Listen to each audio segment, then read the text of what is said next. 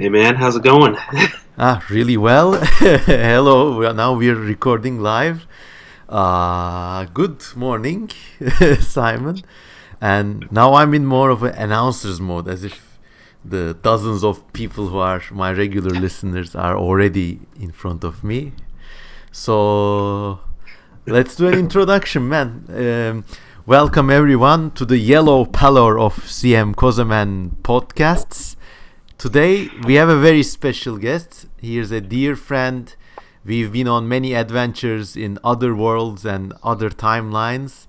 And we've had some nice adventures for a couple of days in Istanbul too, with terrorism and bombs on our heels and whatnot, and in relic ridden archaeology museums. And it was a nice experience. We've known each other for like what, 5 years now? More, 7. Since probably like 2008 or 9, right? Yeah, that's So the deal. Almost 8, man, 8 years. yeah, it's pretty So cool. let's give a very brief introduction. Simon is a awards-winning comic artist from Canada, and his reputation will only continue to grow. I was first attracted to his work when, around the same time as I was imagining intelligent dinosaurs, more bird-like things, he was also drawing these crow-like Stone Age dinosauroid things. And then we struck up a nice kind of friendship, and we designed some worlds and world-building projects and comic proposals together. And he's also overall very solid bloke, and his propensity for creating worlds and also creating the characters that live in those worlds, not to mention the detail, is, I think, peerless.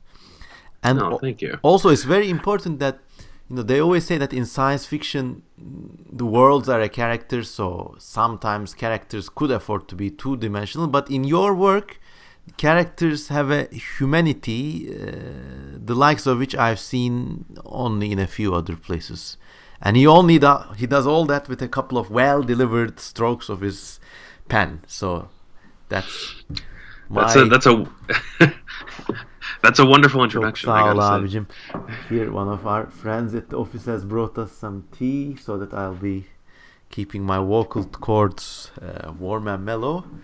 Çok teşekkürler Recep abi. All right, man. So now the ball's up to you. How do you want to introduce? And maybe, I don't know. Ooh, I don't know. I don't know. It's nice to think about.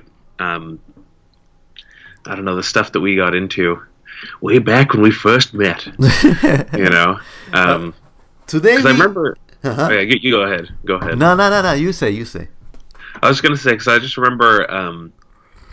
I remember the combo of that Tet Zoo article that Mr. Naish did long Uh-huh. ago.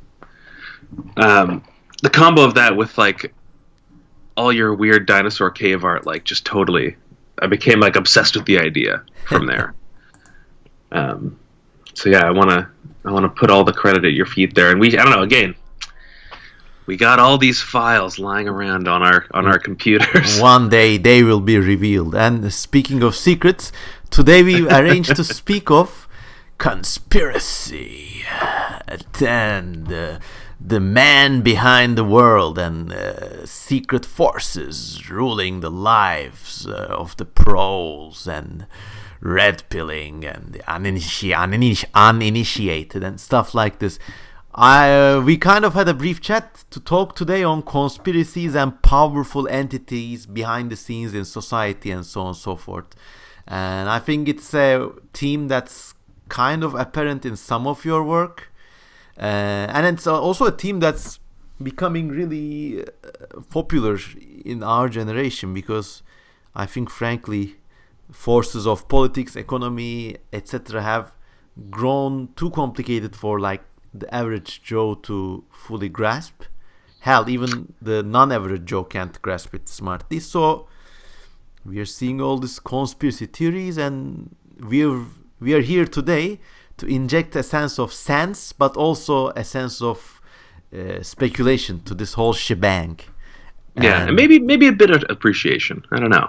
Yeah. Because there's actually a good. I was listening to Alex Jones, out of all people, yesterday, and I think you and I both share a kind of traumatic admiration for the man. Not in terms of his. I don't consider any of his claims accurate, but he's just a character, man. I don't know. Yeah. Oh, that's the phone again. But do go on. Yeah, I was watching him a little. I was watching him recently, and it was the weird balance that he has between. I know he makes me think of like a carnival barker kind of thing. He's just words are flowing out of his mouth, and like I was watching him a couple days ago, and it swung between him, becoming enraged at the thought of all these injustices that he was. Some of which were real and some of which were imagined, and him like getting more and more worked up, and then transitioning from that into an infomercial for all the weird stuff that he's selling. Yeah, which I thought, which is something that I'd heard about, but I hadn't really witnessed firsthand, and like seeing the air filters, water filters. Yeah, it's interesting because it's like he's presenting you this this alternate view of reality. And he also has products to match that alternate view. Oh yeah, and they're all like kind of okay. So let's do it. I mean, I'm sure we don't need to explain Alex Jones to anyone. Just to make things clear, today our point isn't to like make fun of him or to support him either. But he's just an important character. He's this very well-known conspiracy theorist who started out with 9/11 Truthing way back, and then now he runs this kind of InfoWars style. Just a second, I need to get this. It's my mom. We're not hanging up, but 1 second. Hello. I'm recording a radio show, anneciğim. I'm coming to dinner, but maybe a bit later, because I'll have an hour of work here. Siz yiyin. You go ahead and eat, okay? You're live. Hadi bye. Okay. Mom says hi. And that's wonderful. Because now I'm remembering the awesome dinner that I got to have at your parents' house. Yeah. Oh, you're welcome to it any other time. But yeah, we were talking about Alex Jones, and now it's my mother. But anyways, yeah. So a lot of products, Alex Jones, to support this extremely controversial but extremely popular show, he basically is a kind of a popular YouTube blogger described him as a humble water filter salesman. And it's funny how all the products are basically geared towards older men who are worried for the future. Because he has a very specific like niche market that he's hitting with this. I mean, as a past advertiser, as a past ad man, his, let's say, in the swanky plazas, they call this audience targeting is really spot on, because you got like things to make your air breathable, and the overarching narrative is like someone out there is holding you down. Deep down inside, he may believe, or he may be insinuating, that aliens or the devil himself is down to keep out there, to keep the humankind down, and to make us extinct, and probably to reduce population. Now, these are very fringe beliefs that only shades of it are revealed, and that's mostly when he's like worked up. But anyways, you were saying? Oh no, you're covering it very well with the breathless, his breathless rage at these monsters who are trying to control him. And that's a theme we see in conspiracy theories a lot. I mean, I think, if conspiracy theories were a group of animals, there would be ways to classify them, and that's maybe by the number of tiers there are. So there are people who believe that basically reptilians are ruling the world, or Satan is behind the scenes. So that's one extreme. But then there are like more plausible things. I mean, for example, it's entirely likely that there's a kind of power mafia kind of thing among Western countries between different political figures or I don't know, people or companies with a lot of money. That's kind of, we wouldn't know the exact forms these associations would take. Yeah, but But lots of them, I think, yeah, are basically like real in some way. Like, it wouldn't surprise me. I mean, yeah, we'll probably yeah, understand them in the future. But then there are theories like Alex Jones's, which is a tiered theory. So not only is there some sort of satanic or alien force, but then the other bad guys are serving them. So it's like a job group letter. yeah, And I don't know what would be the. For example, I remember once dreaming up this ultimate conspiracy theory concept in which there's all these levels of secret rulers are equally real. So there would be like power players in companies and government. That's one, and then there's like an enclaved group of people who've been at it since the time of the French Revolution. Let's just call them, I don't know, super Jews or whatever. I mean, I could say this because I have got some sort of Hebraic background, so it's not racist. But so there are those, and then you got things like another species of human being who've been around since caveman times, secretly domesticating people, and they control the Jewish cabals who control the power elites, whatever.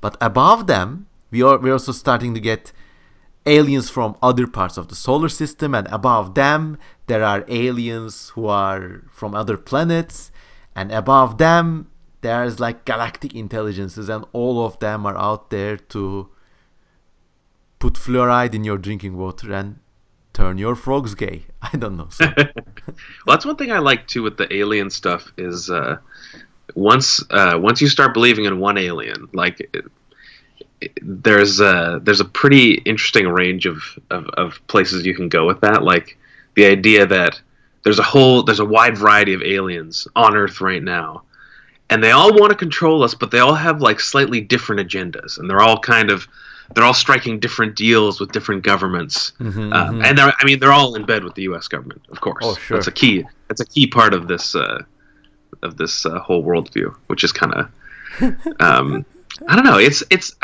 kind of a sweet view of the world too. Like I wish Some it were of so. it was true, huh? Yeah, it'll be interesting. Like the idea, like where did we get Wi-Fi from? From aliens? Like, oh, that's and the only deal we had to strike was Eisenhower had to let the Greys steal, like 10,000 Americans in the 50s, and that's how we got Wi-Fi and space travel. A small price to pay for microwaves and television. Yeah, given the amount of people that we kind of kill pointlessly in war, exchanging a bunch of human slaves for sweet technology seems like a better deal almost. Developing the technology ourselves would kill more than 10,000, I guess, in if it's the numbers game. But anyways, I mean, also like this also ties back into Alex Jones, because technology is also a major part of these conspiracy theories too. Like technology itself is an agent. Like Alex Jones either believes or says that he believes that Trump has access to all these amazing technology that will make us live forever, longer, happier, and it will help about the realization of the human dream. And he will say that this tech is so wonderful that it will help us live on Mars. Things like this. But also there's like other, like, for example, look, I'm from Istanbul for our viewers, and here there's a toxic ecosystem of conspiracy theories. Like even like the most educated, well-mannered people, you couldn't tell them apart from a European. Sometimes they believe that the US did 9/11 or that there's a Jewish agenda. It's shocking. And among this morass of memetic bullshit, sometimes there's these like malformed evil gems, like years ago, we were in a cafe with some nice ladies and stuff, and there was this one guy who was this kind of Rasta man, tattoos, and smoke the good shit kind of dude. And he was really thinking that we were actually in the year 6000, and technology was actually so advanced that they had flying cars and everything, but the companies were secretly selling them by increment. So first you have to buy the electric cars, then 10 years later they would be the flying cars. He was stuck up on flying cars for some reason. And then he was saying all technology is basically far more advanced, but they're only letting us have some of it. That's kind of an interesting one too. Like I like that. That reminds me of almost some Star Trek stuff too. I was just watching Enterprise, and a cool part of that is that it's right when humanity's going into outer space, and we've just met the Vulcans, but the Vulcans aren't letting us access all the technology. So like as a trope, it's like it is a good sci-fi trope that you know everybody, like someone has all the knowledge and they're just like they're trying to paternalistically control us. Yeah, the man's holding it down. But the funny thing about technologies is that most of these like true believer guys, they think technology is an iPhone or a flying car, and not a stronger jet engine or a stronger metal alloy or a kind of touch screen interface or a kind of microchip printing, like the bare workings, the actual bones and sinews of technology. They either don't know or care about that, but their appreciation of technology is like a certain make and model of a product, which is very strangely telling of them. But anyways, well, one this is good because I recently was doing some I'll call it field work on Facebook. A friend of mine from art school posted some kind of anti-vaccination stuff. Those. And I was really it was weird because I wanted to engage with them because I was curious where like what the thing that had convinced him had been. Because like when I first knew him in art school, he's very much like earnestly into ancient aliens and you know, mysterious occurrences that people capture on their cell phones and post on YouTube as evidence of, you know, glitches in the universe. You know that? Yeah, that kind of stuff. You know, all playing up. But the thing that this is something I'd never heard of before, is that the reason he was anti-vaccination was because he believed in the claims of an inventor from like the 30s or 40s whose name was Royal Rife. Have you ever heard of this guy? No. So basically, this dude, Royal Rife, invented a machine that basically he proposed that every cell had a different like frequency, and his machine could vibrate whatever type of cell you needed to destroy in the body and heal you. So if you had cancer, it would he'd find the frequency of cancer cells and vibrate them into non-existence. And I mean, and so then the worldview from there is that this machine is real and it works, and big pharma and the government know it works, but are keeping it from us because medicine makes so much money.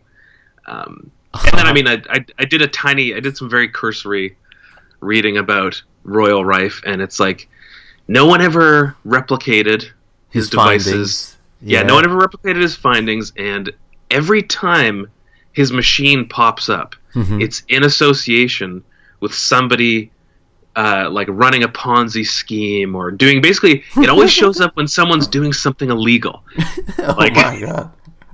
So in a weird way where I was like, what? And then the site that he recommended to me is called like thetruthaboutcancer.com or something like that. If a site has the truth in it, chances are it's not the truth, but well, and it was also selling a bunch of books on tape describing like whatever. I mean, I didn't get too far into it because I don't know. I think there's also like I worry about engaging too deeply with some of this stuff and like becoming infected. Yeah, sometimes these people are neat people, and you just I personally just don't talk about that thing and let it slide because life is too short. But once again, what's the link about vaccination and the machine? Is it supposed to detune the machine, or like are you out of tune for the machine when you're vaccinated? How's that work?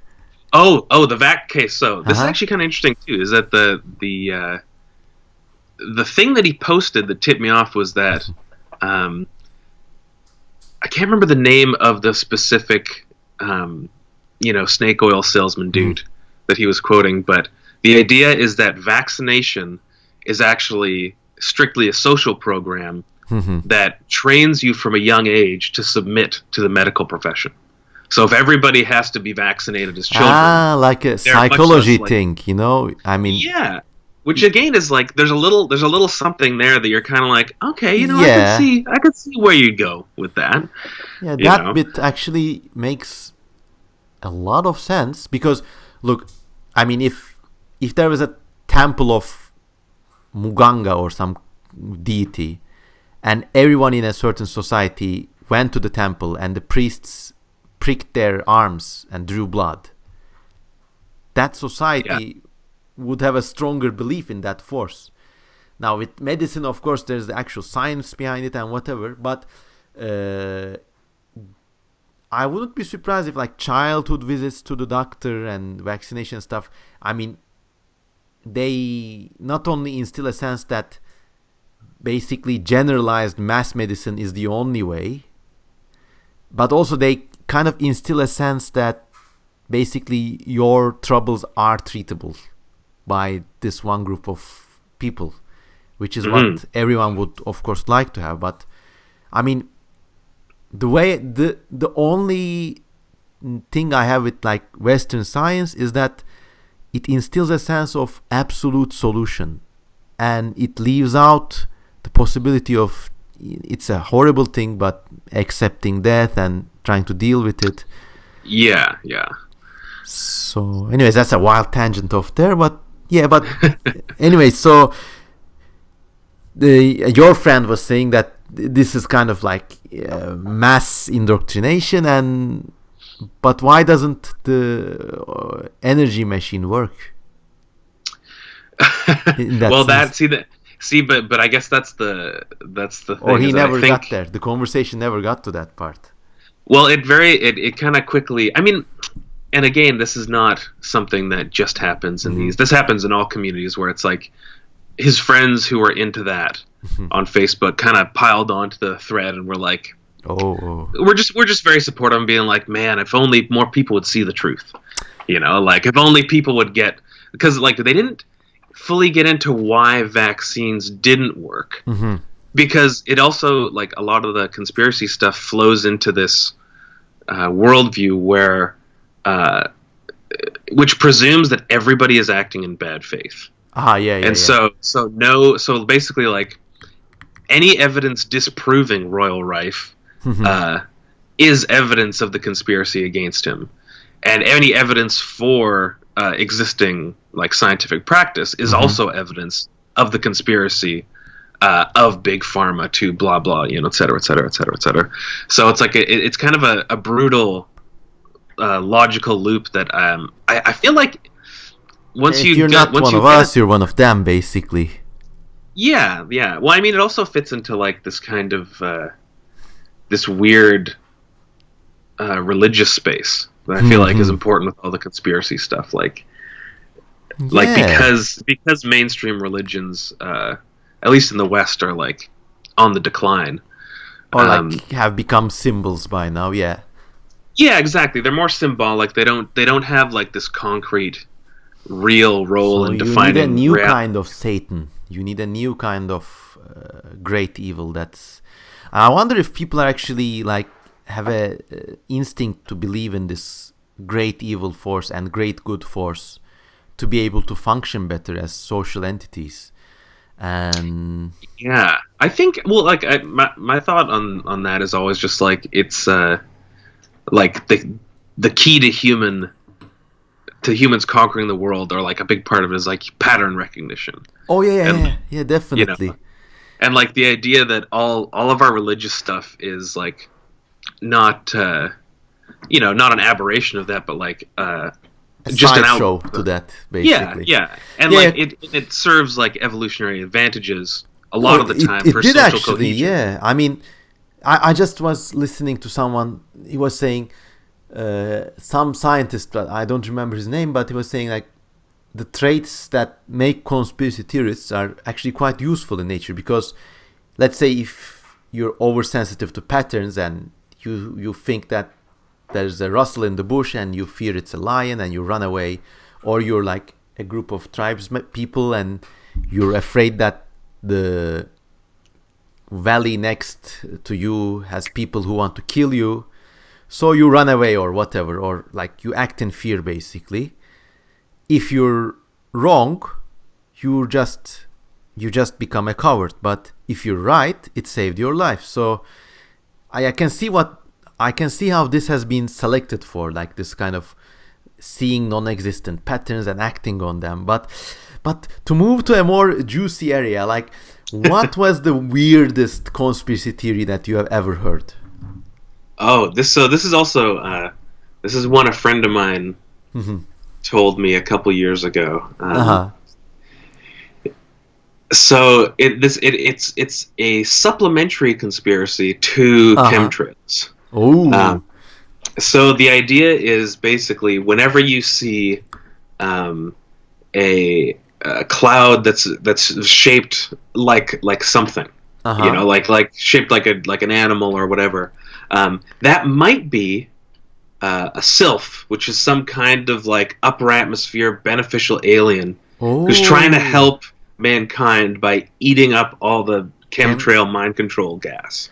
Wow, this is like a atmospheric fauna kind of like. Yeah, yeah, and in like a because yeah, in a very like I haven't gotten too deep into that one, but like because I feel like that explanation is kind of That's a all very you nice. need to retain. That's a very nice comic story for you. Like, imagine there's this kind of like real life kind of truck driver type chemtrail plane pilots, and they're like, "What's your sixth daddy?" And suddenly their plane gets attacked by a sylph, and it just grabs the plane and starts sucking the thing from the engines or whatever, and then they have to let go and they escape and they say all in a day's work, and they keep on merrily spraying the cities with I really like that idea. That's kind space of awesome. trailers or like sky trailers. It's like a day in the life of two people employed in the service of a secret government organization. Oh yeah, yeah. Or spraying just spraying airline LSD on pilots. cities for a living, just Yeah, hustling to make an honest buck. yeah. Well, yeah. The working class henchman. Yeah, You yeah, know. yeah. That's I think Austin Powers had a neat skit about that, the '90s comedy film with the spies and stuff. So Oh whenever the yeah. good guy shoots a henchman, you cut to a scene where you see his innocent kids and they suddenly get a call, and the wife who's been washing plates suddenly drops and everything breaks and that sort of thing. And yeah, I mean, that's one of the weird things about conspiracy theories, because if you look at it realistically, they would employ so many people that it just literally can't be kept secret. Like Yeah. an operation the size of like faking the Twin Towers attack or something, how many hundreds of people would need to be in the know? Is if they were directed or something, you think one of the remote pilots or whatever there wouldn't have a case of conscience or like wouldn't tell someone? It's just when you think about it logically, a lot of these theories, like who flies the chemtrail planes? Are they not people? Would they not speak? Yet not one person has come forward. A lot of people come forward saying exciting things, saying I met the aliens. Actually, you would know better. There was a Canadian Air Force guy. Yeah. Yeah. I don't know a ton about that, but I do know that I think it was that right after he retired, he came out and was just like listed a bunch of different species that Uh were huh. on Earth that the government knew about. Actually, I should have looked that up beforehand because that's like a wonderful, weird That's a national hero. little thing. Yeah. And then there was Yeah, a yeah, another woman who was saying for some reason there's always something extremely creepy about this, that she was saying I work with them, and she was just saying it in a very regular say, and there's a group of people with very tall foreheads, they're not human but they secretly rule the world, and that sort of delivery almost makes it believable. But I like, actually, this is not quite a conspiracy theory, but it's part of that like fringe. Um, it was a couple years ago. I was living in a house with like a ton of other people in it, and at one point, one of my roommates who knew I was into kind of evolutionary history and whatnot, he was like, "Oh, come over! You should watch this video I'm watching. It's super interesting." And it was a amateur scientist of some kind who was very seriously proposing that humans were hybrids between the natives of Earth, the Bigfoots, and Greys. So that's why we're not as hairy as other apes, right? Is that we're half gray. We're half gray, and that's why like we're so virulent and destructive on Earth, because we're not meant to be here. We're like evil.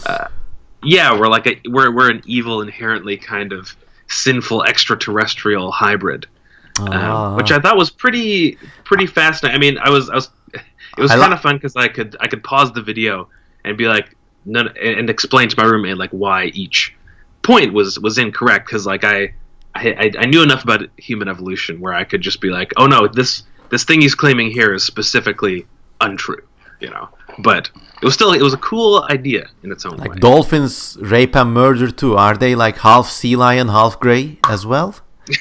There we go. Actually, that's all that fits into that same worldview.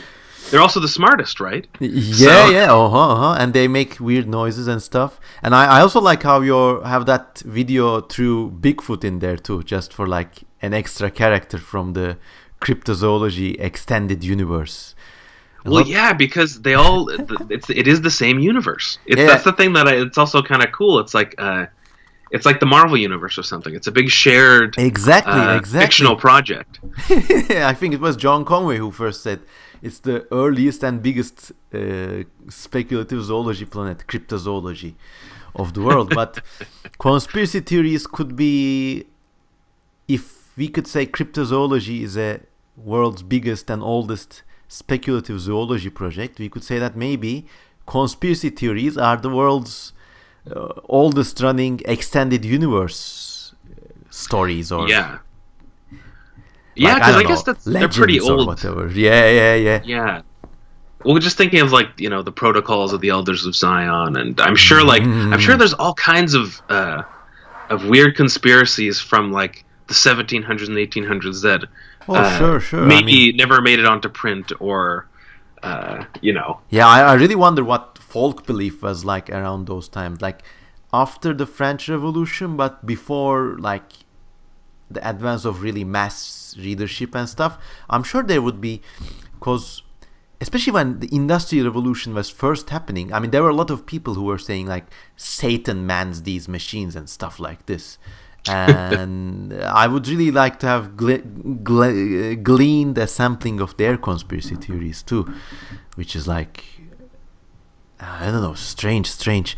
But okay, another question, and I'll give you my answer before asking for yours. But was there ever at any time that you actually bought into one of these things? I know from my experience, I was like around 13 to 14, actually 11 to 14. I read a lot of books by Erich von Däniken and the ancient alien stuff.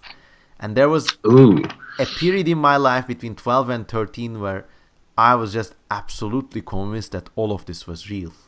And actually, looking back at it, it feels like very melancholic and nostalgic, because it would be like me, my family on the beach with this like worn paperback Erich von Däniken book and eating ice creams, and the world was like a very kind of sweet and harmless place. And in these books, I was convinced that, it's the truth. I think it's correct. Why don't they see it?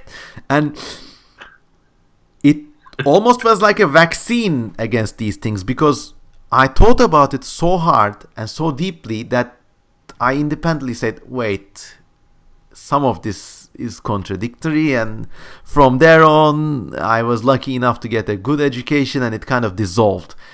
But like I remember, like I was in like pre-elementary school or something, so we had an English class which was kind of redundant for me, whatever, but the rule of the class was, if you spoke without raising your hand, you had to write a sentence 100 times what you just said. This was a kind of cruel and unusual punishment. And of course, I was like, Miss Gunn, do you believe in UFOs? And I just blurted it out there, and next day I had to write it 100 times. But that's like, man, if I can think of a lot of people that, if made to do that, it might improve their lives. Yeah. In small ways. And then I remember we had a kind of, so we could form our own clubs and stuff. So we had this kind of UFO club, and our library was like basically an import of a K-12 US school library. That was very lucky for me.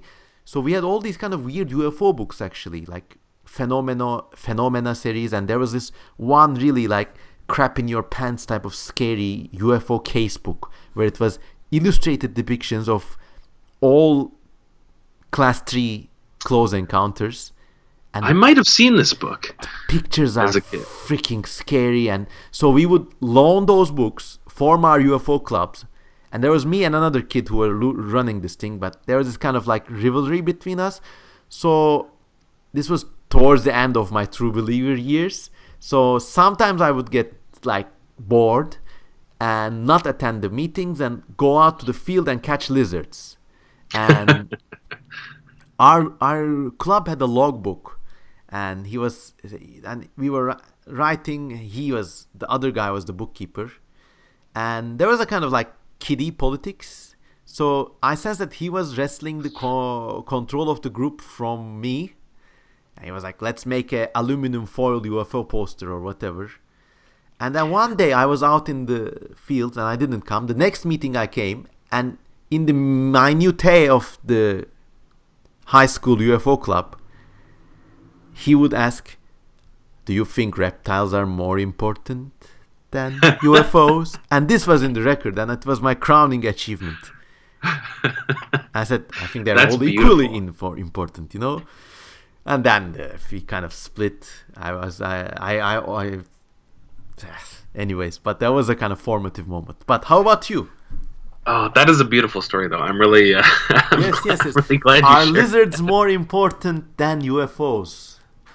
That's the kind of existential question every teenager has to face one time in his or her life. Well, yeah. Which one are you, Simon? UFO? Are you a UFO guy or a lizard guy? I'm a lizard guy now. I can tell you. Cool. and not reptilian, but just real. Yeah, well, because I think like I never really had a fully. I never really engaged with that, in part because when I was a kid we went to church, so there was like an established belief system that I was trying to engage with, and like I really wanted to be a part of, but as a teenager I kind of realized I'm like, I can't really accept these premises. Like I like the church community. I like going to camp in the summer, but I can't really earnestly believe that this is all going to work out the way it's supposed to.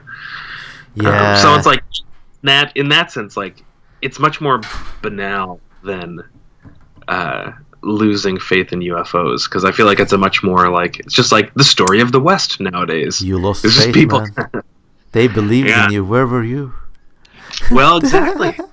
There's a sci-fi story by David Brin. It's a very short story, but basically, the premise is just that UFOs, aliens, unicorns, demons, whatever they are memetic entities, and they exist on belief. But if a group of population believes in them strongly enough, they become like incarnate flesh and bone.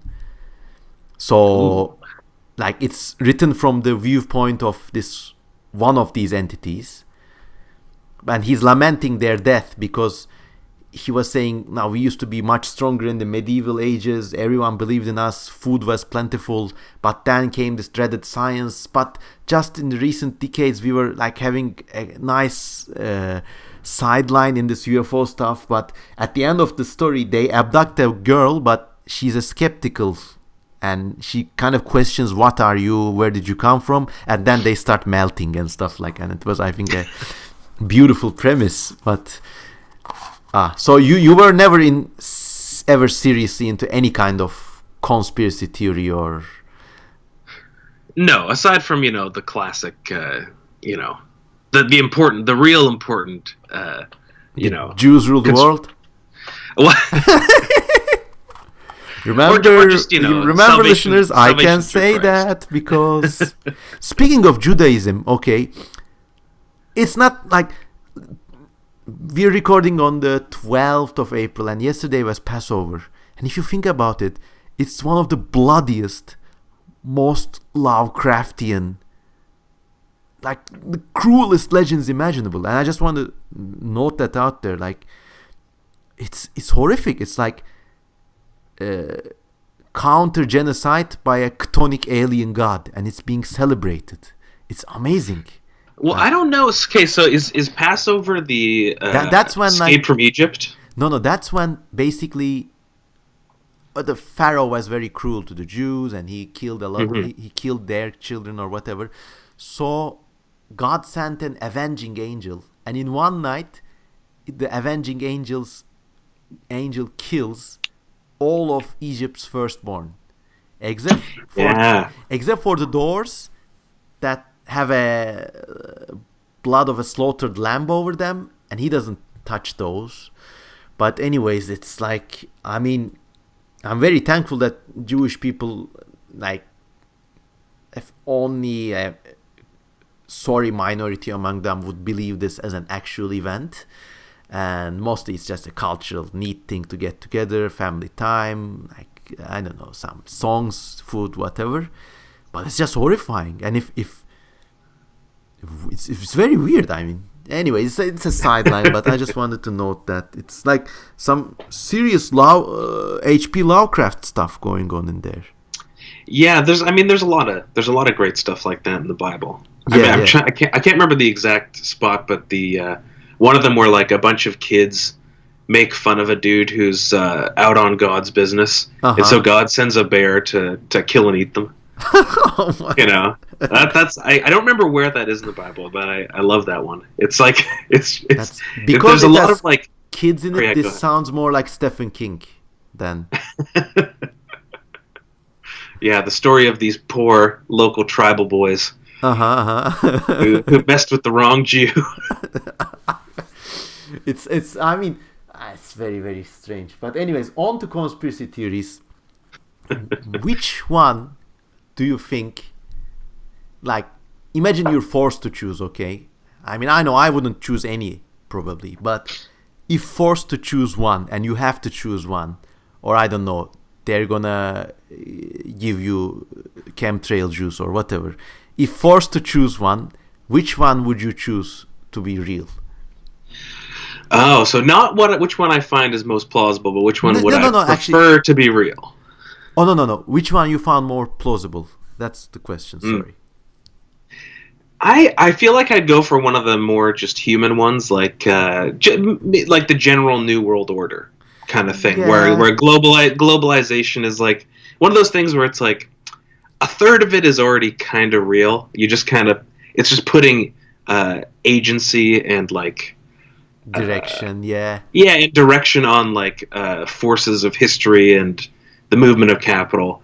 And so like I feel like basically just like putting a face onto these processes is maybe the more. Funny enough, I would choose one of the alien ones. I would choose like the most conservative bit of the Roswell story.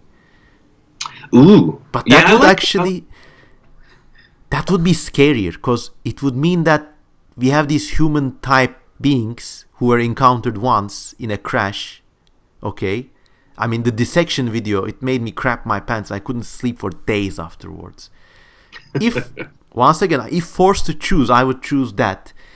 But it wouldn't show that these are aliens. But it's far crappier. Imagine how crappy it would be that the government found this thing. They don't know what it is. It's just dead bodies in a ship. It doesn't have to come from space. It could be a time machine. It could be, I don't know, like some genetic experiment by another nation. It could mean that actually maybe they're from a parallel world, or that's I mean, that would have my. I mean, if forced to choose, I would choose that. A lot of the humanoid alien stuff is like debunked. We know that like there's no way that even if aliens evolve to look like people, there's no way that the whole like get onto an actual vehicle and travel to another plane. That's just like hyper extended post-industrial aviation mythology, basically. Yeah. It's that is an interesting one. The reality proposed by those being real is pretty interesting and fucked up. Like pretty scary. I mean, it would kind of throw a whole spanner in the way we think. Also, like if forced to choose, a lot of these Pixie reports from the World War II years, Foo Fighters, and there was apparently a declassified memo by Churchill. He was saying that this have to be kept secret or Christianity would collapse, or he wrote something to that effect. Like, ooh, I like that. What do you think was going on in there? I mean, do you know much about this Foo Fighters stuff? Because both sides were reporting these kind of strange things that were traveling too fast and whatever. But I don't know. Well, I mean, this is coming from a place of semi-ignorance, but like I could see. I know that in World War II, people were taking a lot of methamphetamines. Like everybody was taking. I'm pretty sure everybody was taking methamphetamine. Like people flying for long times. I know at least. I know that like the that perspective. Yeah. Well, because like we know that the Nazis loved methamphetamines. Oh yeah. We know that like I remember reading something how like methamphetamines like flooded the global market after they captured Japan because like all the government stockpiles of drugs started to get stolen by American soldiers and whatnot. So I mean like that's kind of like a very banal analysis. I would be like maybe everybody was just super high. Yeah, and that's a perspective I never considered. And also, of course, like the early radar systems could have had some sort of malfunctions every now and then. And yeah. But it is. I don't know, because there's lots of. I don't know. Let's ask. Even though it's a recording now, let's ask our future listeners. What do you think is the most likely conspiracy theory? Please like this video, share it, and write in the comments what is your favorite conspiracy theory. Also, please, listeners, what is the most fucked up conspiracy theory that you heard? Please share it. I mean, I'm all for. I think this is a legitimate area of folklore that should be recorded somehow, because people go out to the highlands of Mongolia and record the legends and the songs of these people. Well, these are the songs of our people. These are the songs of post-industry. Good God, that is true. And I think they're as fascinating. I mean, even though I disagree vehemently with most of them. And it's funny, like, especially in my part of the world, these always kind of link into some stupid form of anti-Semitism. Like, I mean, there's this thing that's going on here that's they claim that now we can no longer produce seeds, and we're all buying it from Israelis, and also either the Israelis and Jews are buying up some sort of land, and they're gonna farm on it or something, and there's this like great. You can see it comes from the actually Muslim peasants' view of the world, because land and like they're in our crops or something, but it's that adapted to a new world. But it's just weird. But Well, yeah, Jews controlling the food supply. That's a new one. yeah, I mean because I mean Turkey is still somewhat self-sufficient in terms of food. I mean, farmers actually do buy a lot of GMO seeds and Israeli seeds. What? Yeah. Because you can't produce them yourself, and they buy them because they want higher yields. Not that anyone's banning them from using the older seeds, whatever. So these kind of segue in with those, but I don't know. Do you got any food-based conspiracy theories over where you're from? Over at Canada? Not that I know. I mean, like I don't know. I feel like the conspiracy theories in the West are More oriented on control. yeah, they're very specific. Like they're very informed by like American politics and and the way American society is structured. So like because of how like I don't know how bloated the American medical system has gotten and how inefficient it is. That's how all the anti-vaxxer stuff I think is happening because people are seeing this big kind of arcane social machine grinding away mindlessly, and they're like, surely someone's in control, and this is happening for a reason, and this isn't just like a runaway system, which I feel like is the more likely option. It's just like a slow collaboration between service providers and insurance companies to just like make everything way too expensive and shitty. And I mean, there's always also like actual agents or actual agents really pop into existence in it when it gets to that size. Like there was this like one infamous dude, Martin Shkreli, he like upped the price of a drug 1600% or whatever. So it's a mix of both, I would agree. But would you think that there's any difference? This is a question I asked to all my Western friends. Do you think there's a difference in the quality and type of produce being conspiracy theories, with the US and Canada? Do you have your own national conspiracy bits? I don't know. See, that's a weird thing with Canada too. Is like, we might, but I don't know them because like in general, like Canadians, they're like our population is about the same size as California's. Like we're basically Canada is California's worth of people sprinkled along the U.S. border, and that's like where we're all settled. So culturally, we are obsessed with America, and we can't help but just always be consuming American television and music and everything. And like we produce our own stuff too, but we live in the shadow of America in such a way that like currents of thought in America are always coming into Canada, whether or not they really fit our local like political ecology or whatever. Like they still come in and inform the way we think. So like I don't know if we really have a lot of indigenous conspiracy theories because there's just like you can just look on the internet and see the trillions of American ones. But maybe would there be any directed against the states because of this? Like, I don't know, I'm just making stuff up here, but like Trudeau is an American agent, or like that's the simplest things. But well, I mean, there's and that's another thing too, where like there's enough there's enough like real stuff going on. Yeah, and like enough casual anti-Americanism in Canada that informs like here in BC where I live.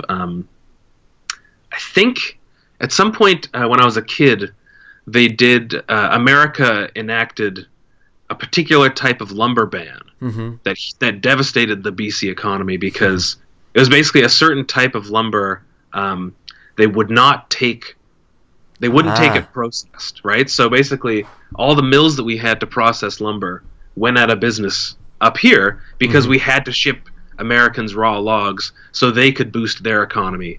And for whatever reason, that's probably an actual event and not a conspiracy theory, huh? Yeah, well, that's the thing is that's and like in the '60s, Canada designed an airplane called the Avro Aero, which I guess there's a slight. It's not a conspiracy, but basically, it was developed, and it was like I think it was equivalent technologically to American planes at the time. Mm-hmm. But we ended up going for American planes and There not was something developing. with the TSR-2 in Britain too. So this was for non-aviation geek friends. We are both, Simon and I, aviation and strange weapons geeks. Yeah. Not that any of us has even shot a gun. I mean, I even haven't. But anyways, also Britain had this thing called TSR-2, which was like way better than the F-111 jackknife plane, and it was like really futuristic, like boxy and flying, weird looking. But that got axed too, and I don't think it's a conspiracy theory. That I think it really that there was something in NATO and the U.S. military industrial complex that basically kind of just elbowed these things out, because at the end of the day it was commercial competition. Well, and I think too with that stuff, there's probably a pretty good argument to be made to, instead of trying to like dump a ton of taxpayer money into developing your defense industry, it probably is cheaper in the short term just to buy the products of America's like giant, crazy industrial military companies. And you know, I mean, or sorry, yeah, go ahead. You don't really need. I mean, it's not like a rifle, or like it's not like a really functional weapon. That, I mean, jet fighters are so niche that what you said basically probably is valid for them. But anyways, it's strange. But these are also like political conspiracies. They're like the most vanilla. The most delicious flavor I get from the weird ones, like the tunnels in the mountains leading to Agartha, or like they're trying to reduce population to 1,600 million, or like, I don't know, it's like these people are actually reptilians and whatever. And connecting into, we got to this Canadian thing from I got a little warning here. I need to stop recording for 1 second, Sure. and I'll be right with you in a moment.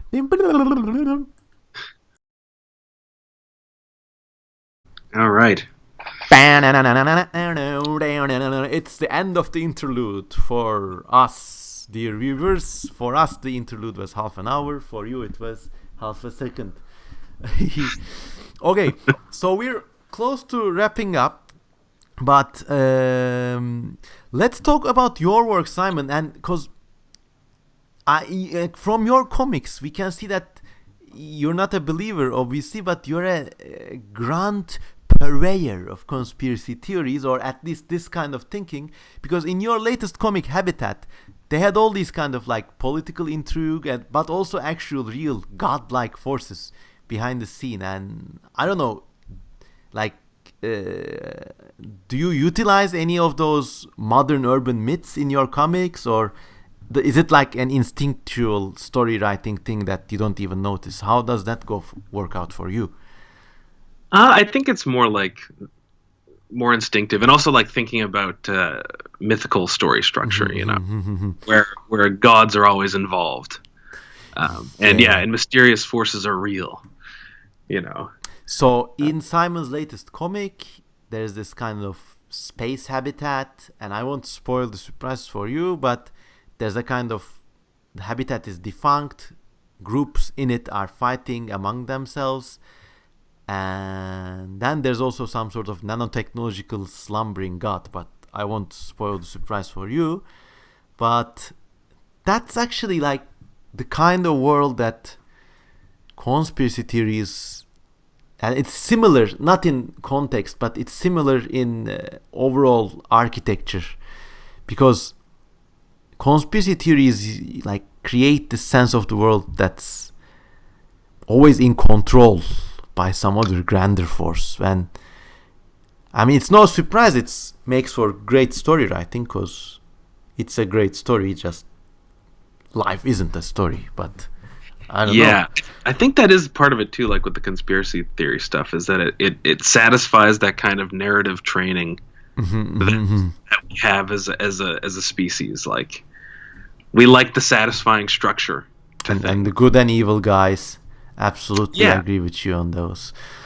And also, like, on the overall, like, these are our finishing notes, ladies and gents. Now, because Simon has low blood sugar because he hasn't had his breakfast yet, and he just told me he's about to have some bacon and eggs, and that's gotten me low blood sugar because it's almost dinner time for me. So, but it's been a great show, and I mean, overall, what I have to say is about conspiracy theories that there's a neat side about them, which is like post-industrial myth making and participative stuff.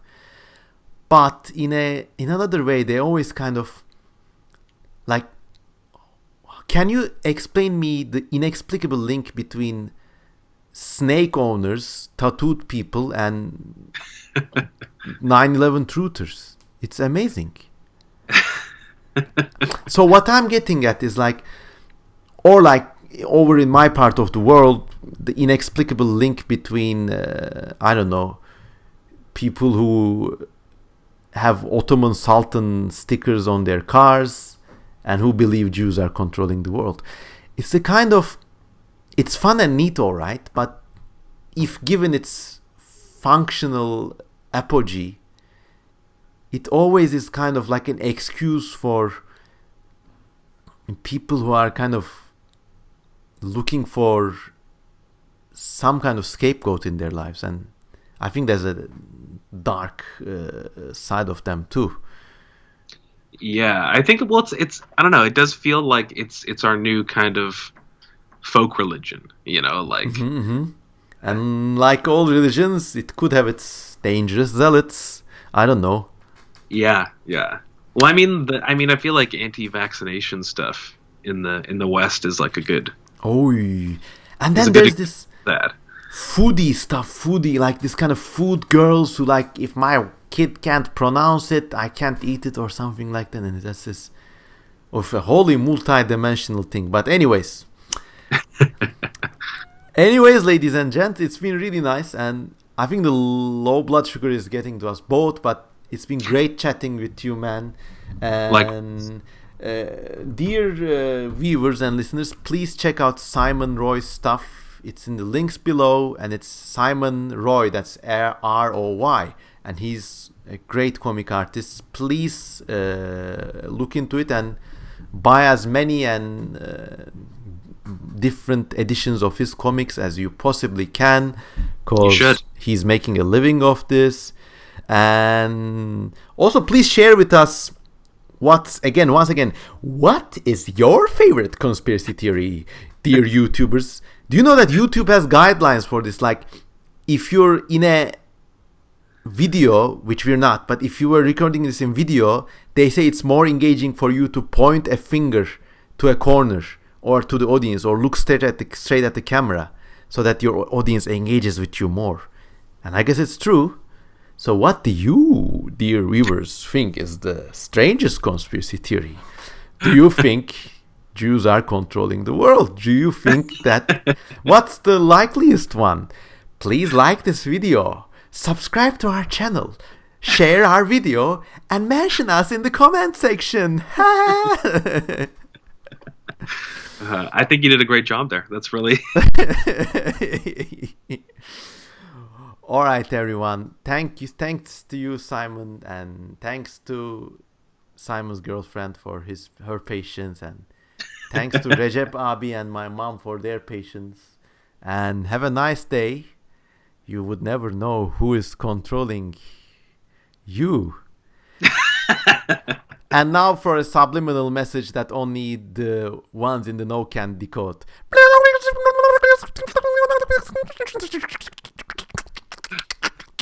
All right, goodbye, ciao. See ya.